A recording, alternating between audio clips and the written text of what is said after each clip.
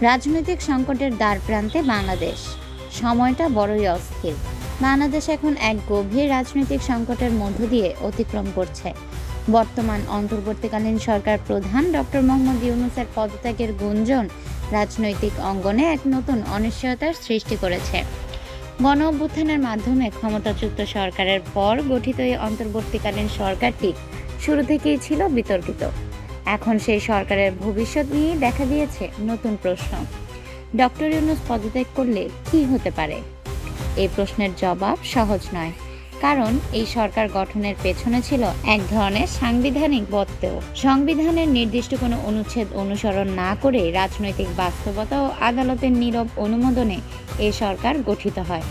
রাষ্ট্রপতি অনুচ্ছেদ ১০৬ অনুযায়ী সুপ্রিম কোর্টের মতামত চেয়ে রেফারেন্স পাঠালেও পুরো প্রক্রিয়াটি ছিল সংবিধান বহির্ভূত।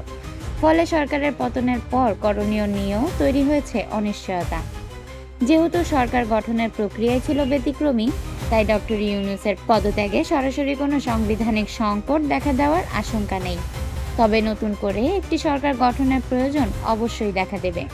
আর যেহেতু সবকিছু চলছে জোরতালির ভিত্তিতে, তাই নতুন ব্যবস্থাও হতে হবে রাজনৈতিক সমঝোতার মাধ্যমে। এই প্রেক্ষাপটে রাষ্ট্রপতির ভূমিকা হয়ে উঠবে অত্যন্ত গুরুত্বপূর্ণ।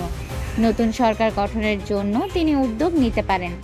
এক্ষেত্রে রাজনৈতিক দলগুলোর মধ্যে ঐক্যমতের ভিত্তিতেই একটি অন্তর্বর্তীকালীন সরকার পুনর্গঠিত হতে পারে। রাষ্ট্রপতি চাইলে বর্তমান উপদেষ্টাদের রেখে দিতে পারেন, আবার নতুন উপদেষ্টাও মনোনয়ন দিতে পারেন।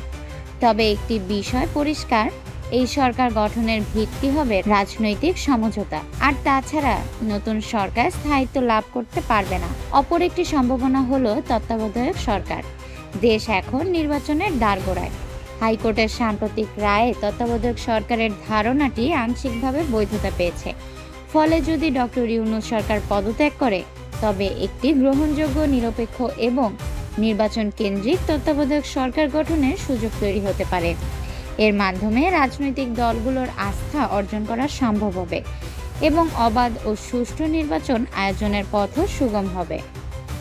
বাংলাদেশ এখন এক রাজনৈতিক সন্ধিক্ষণে দাঁড়িয়ে। ডক্টর ইউনূসের পদত্যাগ হলে সংকটের সমাধান নয়, বরং নতুন এক বাস্তবতার মুখোমুখি হবে দেশ। তবে সমঝোতা, সংবেদনশীল নেতৃত্ব এবং অন্তর্দৃষ্টি সম্পন্ন সিদ্ধান্তের মাধ্যমেই এই অনিশ্চয়তা কাটিয়ে ওঠা সম্ভব।